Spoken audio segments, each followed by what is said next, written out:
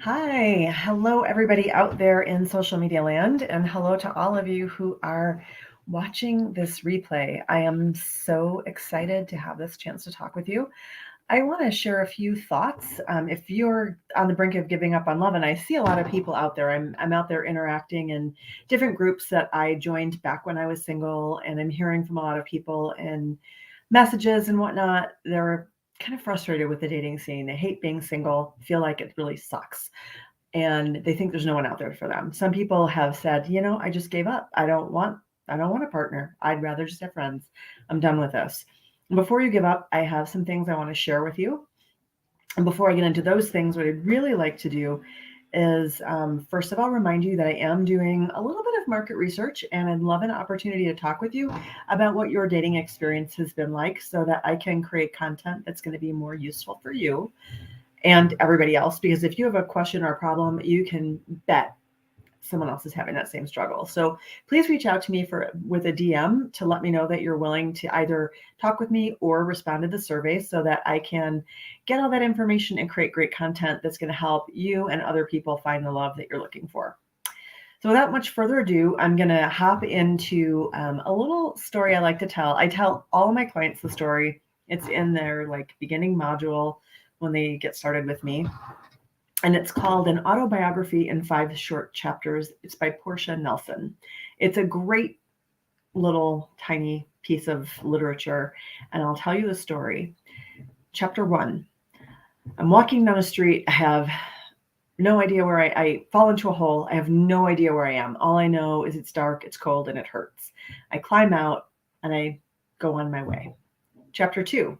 I walk down the same street. I fall in the same hole. It still hurts. It's dark. It's cold, but at least I know where I am. I climb out and I keep going. Chapter 3. I'm walking down the same street. I see the hole and I fall in it anyway. It hurts. It's dark. It's cold and lonely. I get out. I keep walking. Chapter 4. I walk down the same street. I see the hole, and this time I walk around it. Chapter 5.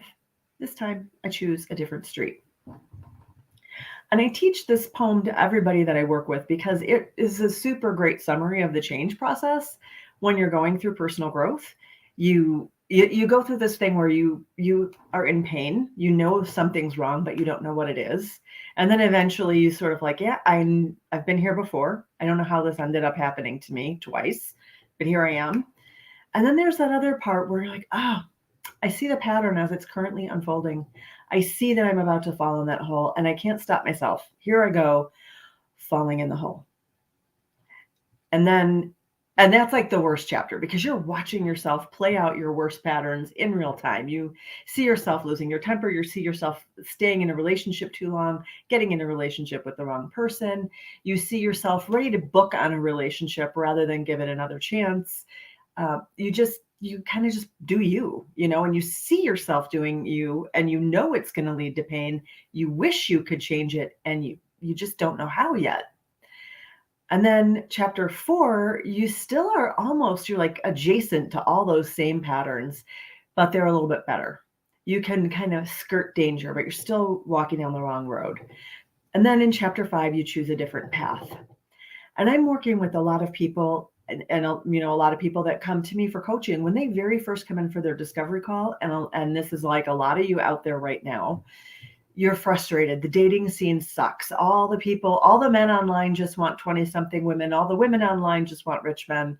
It doesn't really matter what your perspective is, but you're pretty sure it's everybody else out there. The pool is it's just pretty murky. It's pretty dismal dating pool. And you give up on love, and a lot of people are like, yeah, I don't need a relationship. I'm fine on my own. I have a job. I have a home. I'm happy. I have tons of friends. I love my life. I don't need a relationship. And what that amounts to not picking a road at all. That's giving up on the destination because you chose the wrong route.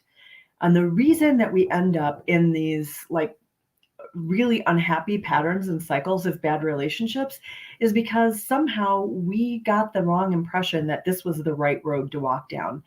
We get that impression by the way we're raised. We get that impression by things we see on TV. Anybody who read Harlequin romances, like I did when you were 11, you're totally going to come away with the wrong idea about how people fall in love and what a loving relationship requires.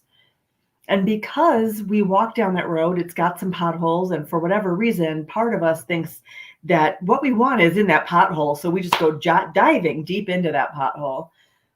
We give up on love. And the problem isn't that love is the bad destination or love is wrong or we don't need it. Because in fact, we're social animals. We're wired for connection. And people who have happy, loving relationships have healthier functioning immune systems and they experience greater satisfaction. I mean, that's just what research shows. I didn't make it up. That's what the facts show. And that's actually why I wanted to have a partner, because I wanted a better immune system and a better quality of life.